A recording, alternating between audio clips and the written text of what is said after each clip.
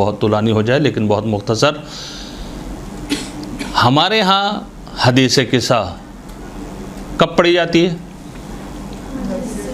مجلس شروع کرنے سے پہلے. نکاح ہونا ہے، حدیث قصہ. گھر لیا ہے، حدیث قصہ.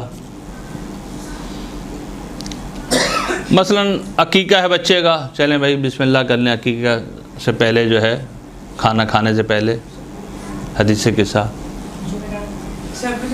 شب جمعہ مثلا چلیں بھائی زیارت امام حسین بھی پڑھیں گے، اور خصوصاً 9 چندی جمعرات ہو تو جی چلیں بھائی حدیث قصہ میلاد میں. کیا حدیث قصہ اسی کے لیے؟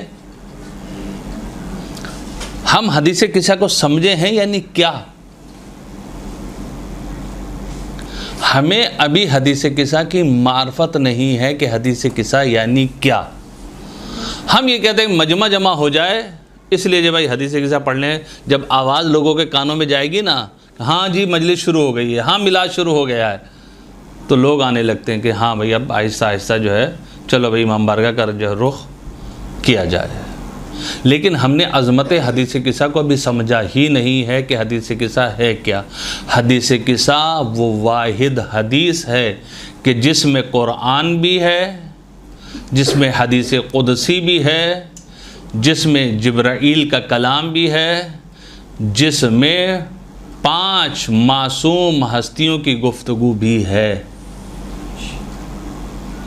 جس حدیث قصہ میں فضائل اہل بیت بھی ہیں، جس حدیث قصہ میں درس اخلاق بھی ہے، جس حدیث قصہ میں گھر میں داخل ہونے کے آداب بھی ہیں، جس حدیث قصہ میں وجود امام زمانہ کا اثبات بھی ہے.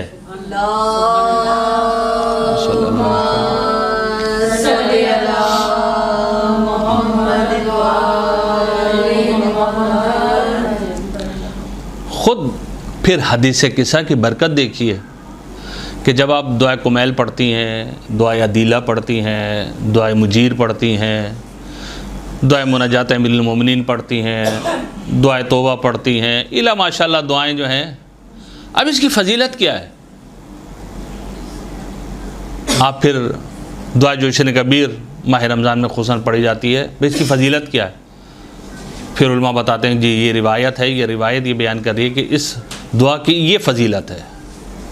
یعنی کوئی روایت آ کر بتاتی ہے کہ اس دعا کی فضیلت یہ ہے.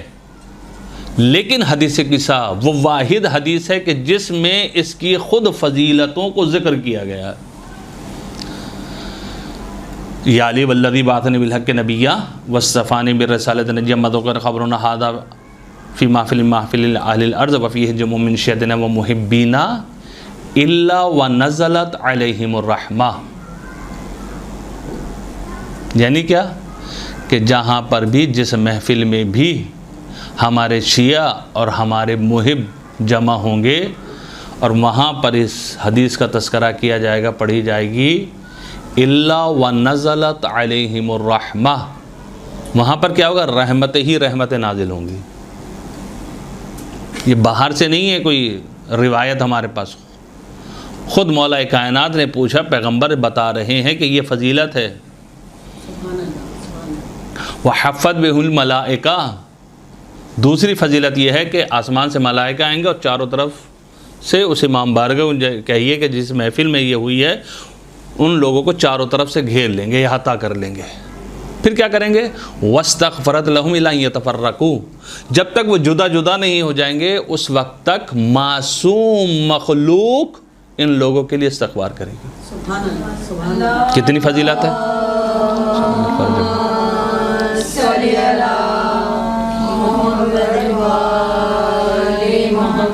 دو فضیلتیں یہ ہو گئی، 3 فضیلتیں اور جو ہے بعد میں جو ہے ہم ہے کسی کا، غم ہے کسی کا، وہ دور ہو جائے گا اس حدیث قصہ کی تلاوت.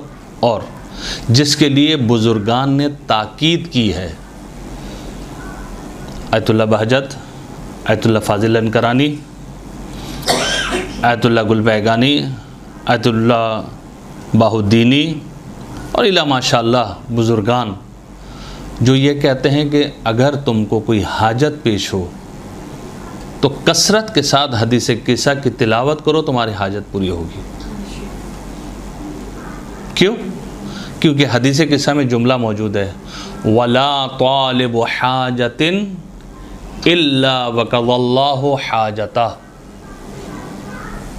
وَلَا طَالِبُ حَاجَةٍ کہ کوئی حاجت کو طلب کرنے والا نہیں ہے، الا مگر یہ کہ اس کی حاجت جو ہے وہ کیا ہوگی؟ پوری ہوگی۔ شاید اس جملے سے وہ جو ہے استشہاد کرتے ہوئے کہ کثرت کے ساتھ اس لیے ملتا ہے آگے فاضل کے لیے بھی، آگے گل پیگانی کے لیے بھی حسن، کہ انہوں نے اپنے پاس حدیث قصہ رکھی ہوئی تھی، جب کوئی حاجت لے کر آتا کہ ہماری یہ حاجت ہے، ہماری یہ مشکل ہے، یہ حدیث قصہ پکڑا دیتے، جاؤ اس کو پڑھو جا کر،